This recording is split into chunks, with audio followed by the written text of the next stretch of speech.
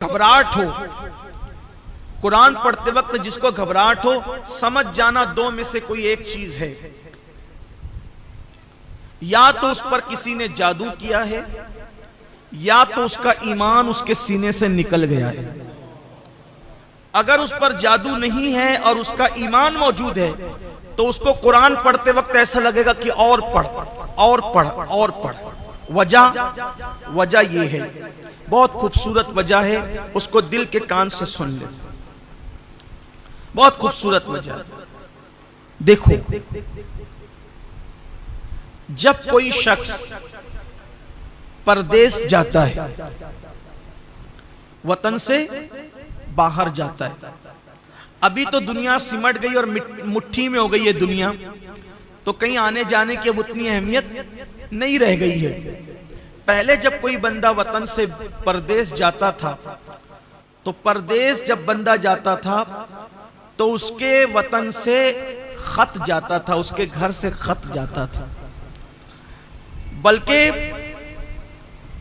जब इंटरनेट का दौर नहीं था तो यहां से जो लोग हाजी लोग और उम्रा करने वाले जाते थे, तो सऊदी में जो लोग काम करते थे उनके हाथों से लोग बड़े बड़े खत भेजते थे, और वो सऊदी में रहने वाले लोग 300 किलोमीटर का 500 किलोमीटर का सफर तय करके उन हाजियों से और मुअतमिर लोगों से मिलने के लिए आते थे कि हमारा खत दे दो, हमारी चिट्ठी दे दो, हमारा खत दे दो, क्योंकि घर से आया।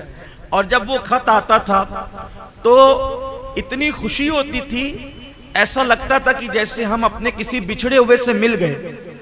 और उस खत को एक एक खत को बार बार पढ़ने वाले पढ़ते थे। क्यों? इसलिए कि ऐसा लगता था कि वतन से चिट्ठी आई, अपने प्यारों का पैगाम आया है, ऐसा लगता था। और उनका पैगाम पढ़ करके सारे दुख दूर हो जाते थे, सारी जुदाइयों के गम दूर हो जाते थे।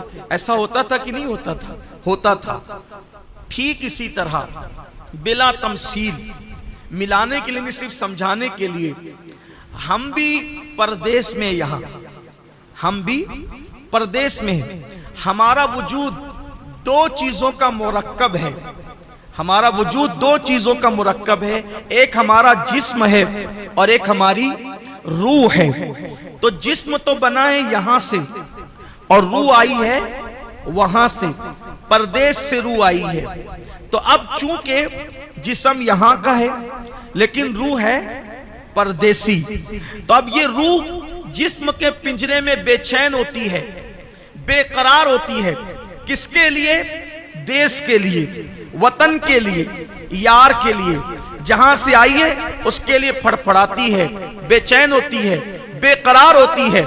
तो अब ऐसे में आदमी बेचैन और बेकरार होता है, रूह बेचैन होती है तो इंसान बेकरार होता है। आंखों की कोई हैसियत नहीं, हाथों की कोई हैसियत नहीं, पैरों की कोई हैसियत नहीं, जिस्म की कोई हैसियत नहीं। ये पिंजरा है, पिंजरा, और इसमें असल वो परिंदा है जिसे रूह कहते हैं। जब तक वह इंसान जिंदा है, जब तक वह इंसान काम कर सकता है, जब तक वो इंसान देख सकता है, जब तक इंसान बोल सकता है, जब वो रूह निकल जाए तो फिर कुछ नहीं बचता। तो असल रूह है, रूह की ताकत असल है। जिस्म कुछ भी नहीं है, ये मिट्टी है, ये पिंजरा है, पिंजरा कुछ नहीं कर सकता। बल्कि पिंजरे की जीनत और खूबसूरत और आबादी उस वक्त तक है जब तक कि चिड़िया पिंजरे के अंदर बोल रही है। जिस दिन की चिड़िया पिंजरे से बाहर निकल जाएगी, पिंजरा सुना सुना हो जाएगा।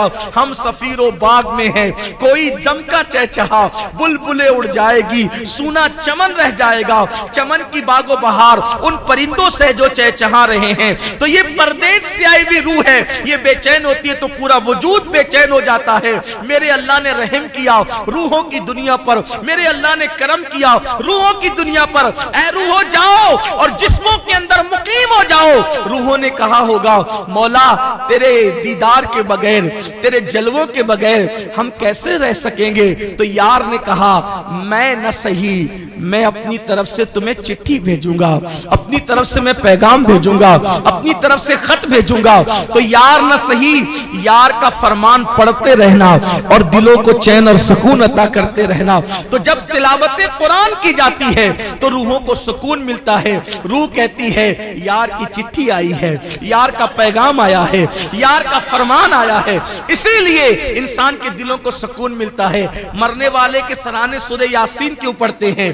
اس لیے اس کی بہت سی حکمتوں میں سے ایک حکمت یہ بھی ہے، اے پھڑپھڑانے والی روح اب اٹک مت، اس لیے کہ تو اپنے دیس کی طرف جا رہی، پردیس سے دیس، تو وہ جلدی سے آسانی کے ساتھ پورے شوق سے نکلتی ہے وہاں جب تلاوت قرآن ہوتی۔ کیوں؟ جب یار کا پیغام اتنا خوبصورت ہے تو یار کے حسن کا عالم کیا ہوگا، تو اسی دیدار کے شوق میں روح نکلتی ہے۔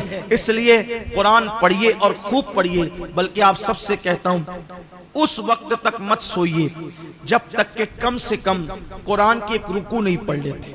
آج سے عہد کرتے ہو؟ کتنے لوگ عہد کرتے ہیں؟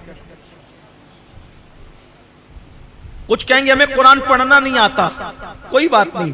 میں نے کہا نا مولانا تجمل صاحب نے قرآن ریکارڈ کرا دیا ہے، ہیرا اسلامک چینل پر جائیے اور ایک رکوع روزانہ سنیے، ایک رکوع صرف سنیے، اگر نہیں پڑھ سکتے تو سنیے اور سیکھنے کی کوشش کیجئے۔ اللہ تعالیٰ سب کو توفیق دے۔ جج صاحبان تشریف لا چکے ہیں، انہوں نے جو فیصلہ کیا